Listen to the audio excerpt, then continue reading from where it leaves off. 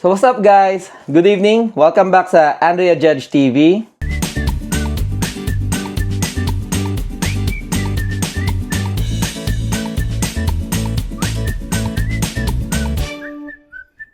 And yes guys, for today's video, gagawa tayo ng another unboxing. Yan, unboxing ng, alam nyo na, sapatos.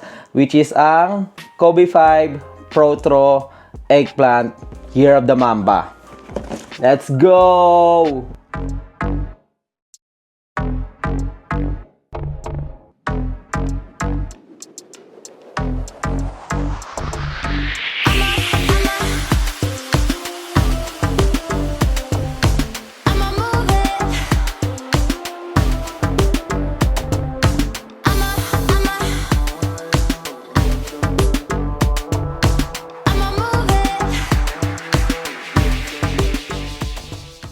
So ayan guys, no,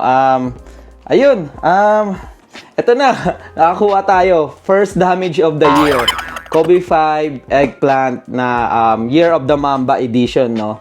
So eto siya guys, another release ng Kobe this year, actually first release niya, and actually this year, I think this month, I think dalawa ang i-release nila na Year of the Mamba style, Year of the Snake na edition.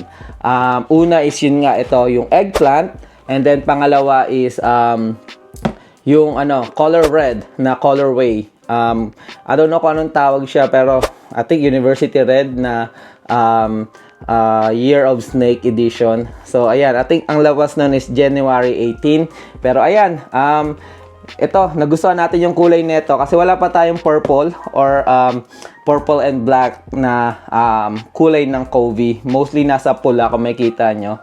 And I think magpapasa ako sa pula, kaya ito yung kinuha ko, yung Eggplant. So ayan, so ano pang hinihintay natin guys? I-review na natin to or i-unbox na natin, no? Let's see. So, pakita muna natin yung box. Ayan, iba yung box niya ngayon, guys. Kung makikita nyo, kulay pula with the gold Kobe logo. Ayan. And then, syempre, may signature ni Kobe. Ayan. So, ito yung size ko, guys. Tingnan nyo. 10.5. And, dito sa side ng box, merong swoosh dyan. Ayan. Yung gold swoosh. And then, ano pa ba? Ayun. So, ayan, nandito yung details. Ayan. Kulay red yung lettering niya. Ayan. So, yan lang naman yung box, guys. Kung makikita nyo yung texture, so, always, simula ata, I think 2 years ago, nagganito na sila ng kind of box na parang, ano bang tawag nito? Snake skin yung texture niya. So, napakaganda. And ang ganda kasi kulay pula yung box, makikita mo talaga na premium and limited edition siya. So yun nga pala guys, speaking of limited edition, limited lang to sa mga numbers na nilabas ng Nike. Kung I think nirelease nila sa online, ang daming naubos agad. Meron din sa mga Foot Locker, pero guys, nagkakaubusan. Sinerte lang ako sa isang parang sneaker boutique dito sa Joliet, Illinois. Ayun, nakadali tayo ng isa. Pero usually, nagkakaubusan na guys. And kasi limited lang talaga yung release nito. Ayan. So ano pang hinihintay natin? Tingnan natin yung loob guys. Ayan, no. Taran! Ayan guys, kung makikita nyo, sobrang premium, 'di ba? Kasi tingnan nyo guys, pagbukas pa lang ng box, may freebies na agad. Pakita ko sa inyo. Taran! Ayan, no. Yan. So ditong part na to, nandito kita yung number 8 and number 24 na snake logo dito na nakapalibot. Which is, ang ganda din ngayon ko lang napansin, parang number 8 siya. Which is yung first number ni Kobe. So, 8 and 24. Sobrang idol natin si Kobe guys. Kaya, ayun, number natin lagi sa mga liga is 8 and 24. And, siya nga pala guys, free dust bag sa Year of the Snake na Kobe 5 Eggplant. And dito yung harap. Yun Kobe logo na gold. Yan with his signature. Grabe, ang ganda guys. Napaka premium feel. Ayan. Tapos yung lace niya, which is red. And then, with touch of metal ba to? Yeah, metal of gold. Ayan, kumikita nyo. Ayan, oh. Yun yung touch niya. So, ayan. Umpisa pa lang, pagbukas pa lang ng bag, guys. May kita mo na limited edition siya dahil, ayan, may free na dust bag. And sobrang premium feel na itong, ano na to, bag na to. Ayan. Amoy bago. Let's go. So, ayan. Ito, syempre, punta na tayo sa main event, no? So, ang main event is ito na. Let's go! Woo! Iba talaga feeling, guys, di ba? Sabi ko sa inyo, eh. Bango. Ayan. So, kunin na natin ang Kobe 5. Let's go! Ayan, no? See? Ayan yung snake. Ayan. Ayan yung kulay, guys, oh. Ayan, no? Ayan. Okay ba? Ayan. So, i-review natin to. Kunin lang natin yung isa. Grabe. Tada! Ito yung kabilang pares. Yung right. Ayan, no? Let's go! Ayan. So, tago na natin itong box na to, ah. Ganda ng box talaga. Yeah. Ayan. So, ayun. Hawak na natin. Kobe 5 Protro Eggplant Year of the Snake na part ng Year of the Mamba collection na i-release this year, no? So, kung makikita nyo, guys, oh. Ayan. 'Di ba? Let's go. Ayan. Ito yung likod. Let's go. Ayan. So, siguro, yeah, ito yung iano natin. Lagay na, ito. Yung left side. Ayan, para makita nyo to dito. Ayan. So, umpisa na natin, guys. So, ano ba may kita? Ano bang bago dito sa limited edition na Kobe 5 na to? So, una, ayan. Kung makikita nyo yung kulay, guys, no? Kaya siya tinawag na eggplant kasi purple yung kulay niya with touch of gold and black. So, I think, I don't know kung na-justify sa camera, guys, pero ano eh, bukod sa purple siya, parang ano eh, iba eh, parang may pagka dark purple siya, which is ang ganda kasi lumilitaw yung emboss nung gold, ayan, dito, saka yung Nike yung Nike swoosh na swoosh na black dito with gold lining. So ayan, kung makikita nyo, guys, oh, ayan, oh, ang ganda nung complement ng mga kulay sa isa't isa. So ayan, ngayon ko lang nakita in person to. And talagang, yun. Actually, guys, ito, nagustuhan din ni Andrea yung kulay nito, guys. Ayan. So, alright. Saan tayo magsimula? Simula tayo sa sole ng sapatos. So, ayan, kung makikita nyo, icy blue kind of, sole. So, parang nauuso na to, guys, no? Yung mga icy blue na, no? Kasi yung meron akong girl dad, icy blue din. And then, yung Kobe 9 ko na, Philippine icy blue din yung ilalim. So, I think nauuso na yung mga ganitong kasi kung titignan mo, guys, oh, nakaka-refresh tignan yung design. And sabi nila maganda yung traction down, no? So, which is, ginamit ko yung girl dad saka yung Kobe 9, which is totoo naman.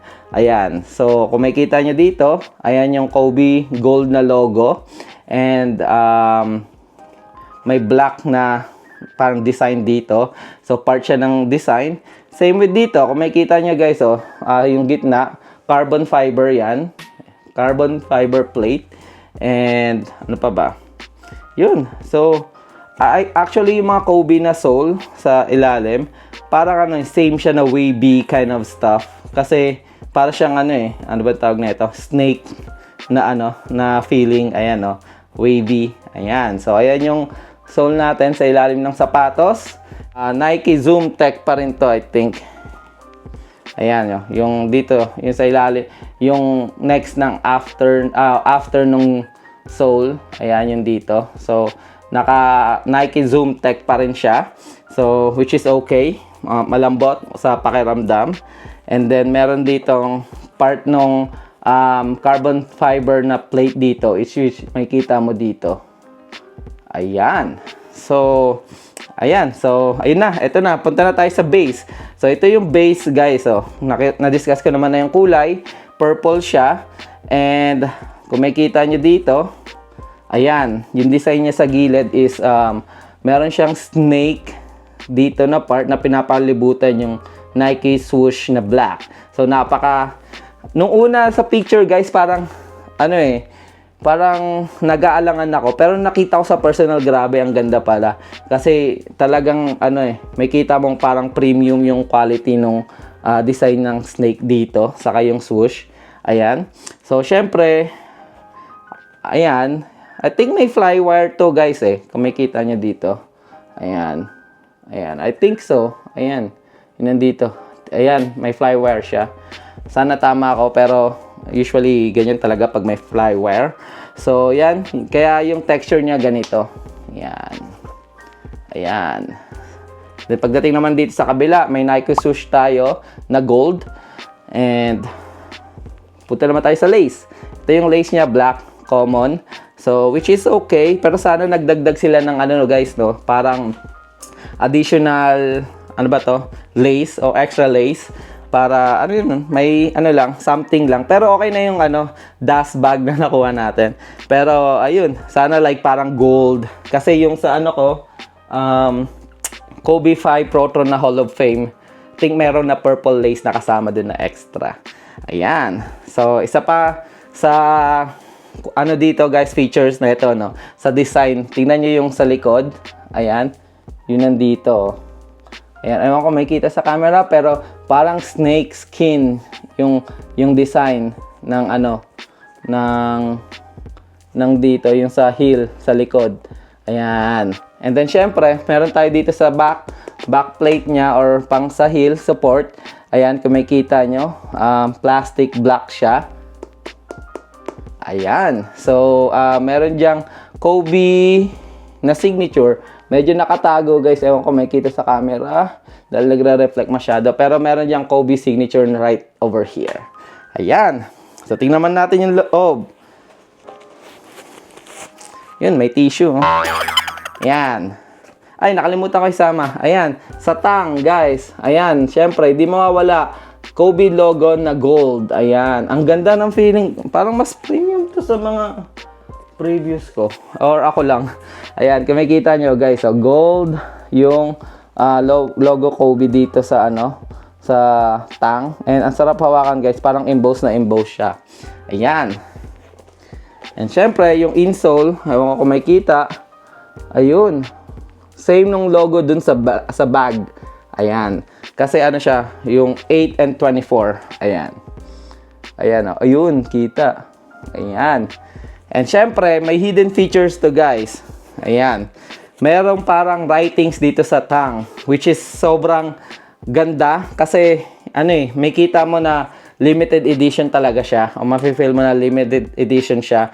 Dahil kung makita nyo dito, merong Year of Mamba, Chinese New Year, meron ditong ayan, Chinese writing right over there. Di ko lang alam kung ano yan, pero may mga napanood ako, parang nakasulat dyan, Year of the Snake or Year of the Mamba. Parang ganon. It's either of two.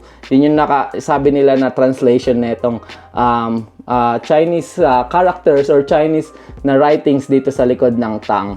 Which is, napaka good addition para sa shoes na to, no? Dahil, may feel mo na limited edition talaga siya. So, ayan guys. Ito na yung unboxing / konting review natin dito sa sapatos, no? Sabi nga nila, maganda ang Kobe 5 from, I think, 4, 5, and 6 are the best Kobe in terms ng comfortability and yung support sa paa and traction. Talagang subok ko na tong Kobe 5 kasi nga meron akong Kobe 5 na Hall of Fame na sapatos, Protro din siya.